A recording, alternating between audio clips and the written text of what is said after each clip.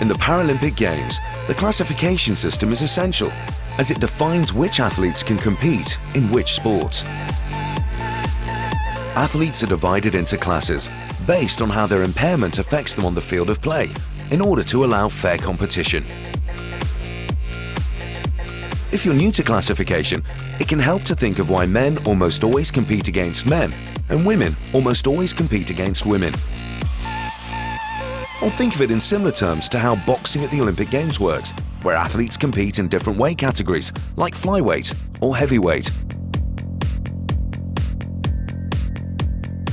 As each sport at the Paralympic Games requires different skills and competencies, the impact of impairment on the performance of the athletes varies. That's why each sport has its own unique classification rules. Some sports feature a wide variety of impairments. In both athletics and swimming, athletes with physical, visual and intellectual impairments compete. Other sports feature fewer types of impairment. For example, only athletes with a visual impairment take part in judo and five-a-side football at the Games. Athletics has the most number of classes due to the number of different running, jumping and throwing events, and the wide variety of athletes that can compete in the sport. In contrast, shooting only has 2 classes.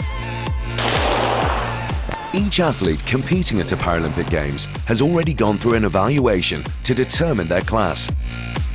This evaluation is conducted by authorized technical officials called classifiers, who are appointed by the International Federation for that sport. This is a long-term, ongoing process which takes place at all major events, before and during competition. It ensures that the athletes are confident they are competing against each other on a level playing field.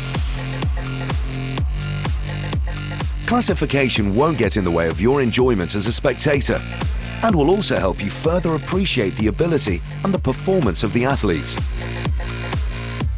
The Paralympics is not about the impairments. It's all about elite sport. Let the Games begin.